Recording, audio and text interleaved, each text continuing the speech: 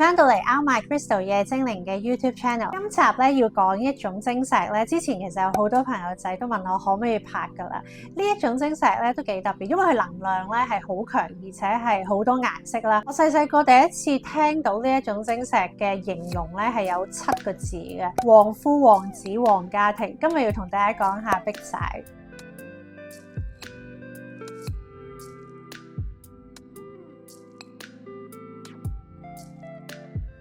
點解話碧璽特別呢？因為碧璽咧係一種帶電嘅天然寶石，因為佢有壓電性同埋熱電性啊，所以咧喺摩擦佢或者加熱嘅時候咧，佢會有一啲微電流。但係我覺得佢最令到人留意佢嘅地方咧，就係佢五顏六色嘅樣啊！碧璽有紅色啦、粉紅色啦、黃色啦、綠色啦、藍色啦、啡色啦、黑色啦，又或者喺同一嚿石或者同一粒珠上面咧出現2隻甚至係更加多嘅顏色。所以咧，有人就話佢係跌入人間嘅彩虹。稍後咧會同大家介紹碧璽嘅產地啦、功效啦、佢嘅市場價格，同埋咧有啲乜嘢人係適合同埋唔適合戴嘅。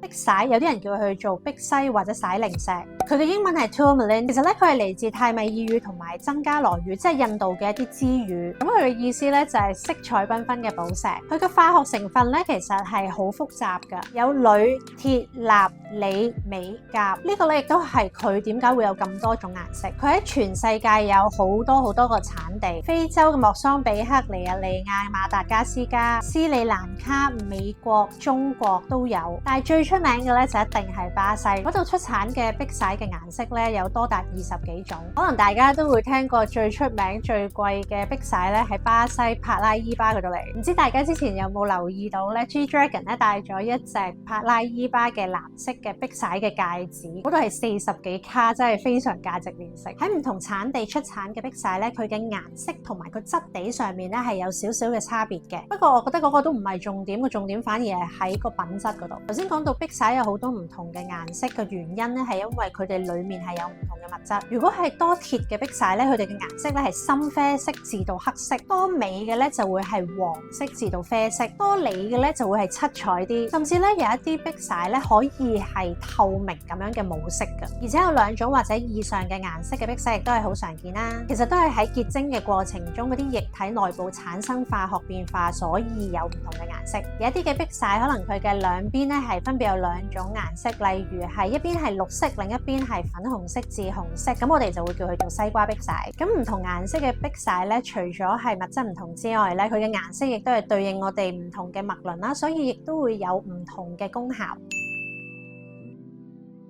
跟住落嚟就會同大家講下唔同顏色嘅碧璽係有啲乜嘢嘅功效啦。嗱，首先講下黑碧璽先啦。黑碧璽咧喺所有嘅碧璽裏面咧，佢去除負能量啦、辟邪啦嘅功效咧係最強嘅。佢可以幫我哋去排解一啲壓力啦，或者去消除一啲負面啲嘅情緒。佢亦都可以幫我哋去對抗一啲外來嘅電磁波啊、輻射啊嘅影響，同埋佢亦都可以咧幫我哋喺個環境裏面咧去轉化一啲能量嘅。所以黑碧璽除咗戴喺手上面之外咧，亦都適合擺喺屋企啊，或者辦公室，尤其是喺電視、電腦旁邊，又或者咧有好多是非啊、小人啊、負能量嘅地方。喺外國咧會有一啲屋企即係 house 有個花園嗰啲咧，佢哋如果要做淨化嘅時候咧，會喺全個屋嘅外圍咧圍一層即係數量好多嘅黑碧璽碎石，去幫咗個環境去淨化。咁如果我哋喺香港屋企咧想幫間屋淨化咧，亦都可以考慮喺屋企嘅4個角擺黑碧璽。但係我建議咧咁樣咧去擺幾日就好啦。紅色同埋粉紅色嘅碧璽咧就有效幫我哋增強我哋嘅感情同埋人緣運。粉紅色嘅碧璽對應我哋嘅心輪啦，對於愛啊、情感啊或者關係咧都可以幫到手。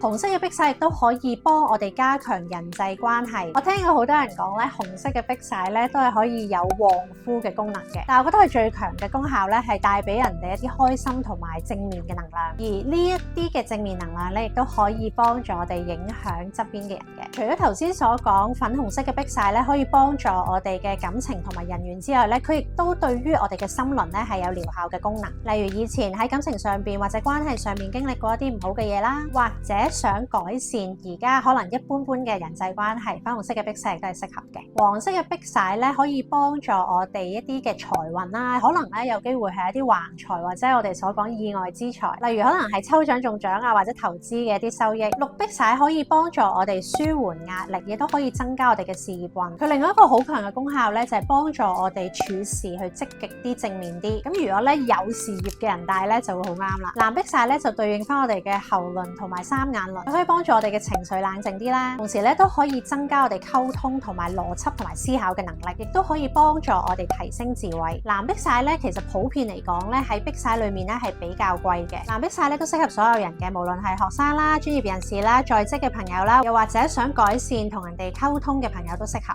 西瓜碧璽咧就係喺雙色嘅碧璽裏面咧比較有名嘅品種。西瓜碧璽可以幫我哋開拓視野啦，提高我哋嘅專注力。佢亦都可以幫我哋去減輕內心嘅一啲矛盾，令到我哋嘅思想更加清晰。有傳聞就係話咧，慈禧太后咧生前係好中意西瓜碧璽嘅，而佢過咗身之後咧，亦都係用咗大量嘅西瓜碧璽去陪葬。咁樣啦，西瓜碧璽咧都係適合大部分人戴嘅，只要你覺得你係想改善呢一方面嘅情況咧，就可以噶啦。另外仲有糖果色碧璽，糖果色碧璽咧其實唔係一種正式嘅品種或者正式嘅分類嚟嘅，只係呢一條手鏈裏面咧有唔同呢啲咁色彩繽紛嘅碧璽咁樣組成。呢一種碧璽嘅好處就係你一次過可以滿足咗好多個願望。如果係啱啱對水晶或者碧璽有興趣，即係啱啱入門嘅朋友，又或者想要多方面運氣嘅朋友咧，亦都可以試下糖果碧璽。另外亦都有黑糖碧璽啦。黑糖碧璽咧個外貌就係喺遠睇咧，好似係深色啲、深啡色。我而家呢個幼啲嘅圈咧就係黑糖碧璽啦。佢嘅能量咧有少少接近黑碧璽，但係佢嘅感覺咧係更加溫暖嘅。一條手鏈入邊亦都係有唔同嘅顏色，包括紅色、粉紅色、黃色、綠色、藍色。咁亦都係一種一次過可以有多個願望嘅碧璽啦。坊間有啲學說咧就係話碧璽可以旺子、旺夫、旺家庭。喺我自己嘅學說裏面咧，你自己戴嗰條手鏈咧，旺到自己就已經好好啦。如果要以你自己戴嘅水晶去影響你隔離嘅人咧，其實就有啲難嘅。不過如果你戴完條水晶之後能量好、心情好，可以影響埋隔離個人或者屋企嘅其他人嘅話咧，咁佢哋嘅能量亦都可能有機會會提升嘅。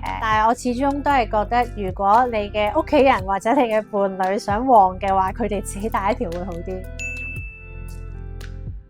咁我哋應該點樣去揀碧璽呢？其實咧，碧璽嘅價錢同埋佢嘅品質咧，係由好低至好高都有嘅。首先，我哋可以睇下佢嘅顏色，顏色其實越濃咧，佢係越貴嘅。同埋天然碧璽嘅顏色咧，通常唔會係好均勻嘅。佢喺唔同嘅角度或者光線之下咧，會有機會見到一啲變化。反而如果嗰啲顏色係超級均勻而又好鮮色嘅話咧，大家就要留意下佢係咪有機會染色啦。另外我哋要留意下佢嘅淨度啦。嗱，所有嘅晶石裏面咧有冰裂、有棉或者有一啲共生咧係非常正常嘅。但係當然啦，碧璽同其他好多晶石一樣，佢嘅淨度越高，價錢就會越貴。其實咧，你話完全係冇冰裂嘅碧璽，即係咁完美，一啲棉都冇，而且顏色係好好嘅話咧，佢係超級稀有同埋係超級貴。我覺得如果係日常佩戴嘅話，佢有少少嘅礦物或者佢嘅淨度唔係超級高嘅話，我覺得係可以接受。有時咁樣都係仲好啦，因為可以證明佢係天然啊嘛。因為碧璽咧都係一種寶石嚟㗎，所以咧另外一樣嘢，如果佢係要做到好似一啲戒指或者耳環嘅話咧，我哋就需要睇埋佢嘅切工同埋火彩。咁但係如果係戴一條手鏈嘅話咧，咁就唔係太重要啦。另外咧，碧璽亦都要睇佢嘅大細啦。如果佢係喺同等嘅級數底下，一條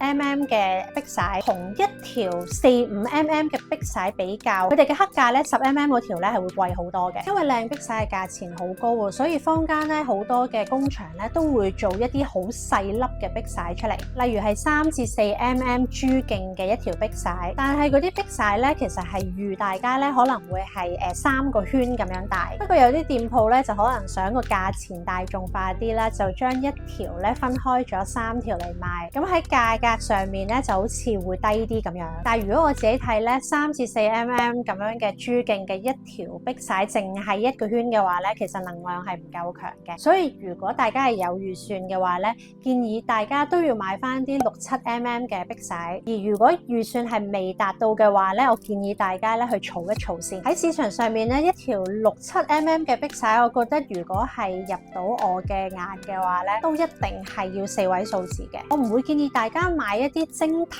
係完全唔通透嘅碧璽，但係同人哋如果你哋係日常佩戴嘅話咧，我亦都唔建議大家咧下下隻手咧都有條10幾萬嘅碧璽。不過我諗可能買10幾萬一條碧璽嘅咧，大家都會係愛嚟收藏啦。好，我哋最後講下碧璽啱咩人同唔啱咩人戴呢？嗱，如果黑碧璽嘅話，就當然啱一啲成日都要出入一啲能量比較複雜嘅環境嘅人啦。又或者咧，佢哋想清理下一啲嘅自身能量都係適合嘅。而彩色嘅碧璽咧，基本上都係啱所有人戴嘅，只要你哋咧揀翻頭先我所講嘅功效就可以啦。至於唔適合啲咩人呢？我覺得真係如果預算太低嘅話咧，我哋暫時唔好買碧璽住，尤其是係彩色嘅碧璽，我哋可以揀翻啲價格比較親民，但係有你想要嘅功效嘅水晶戴住先。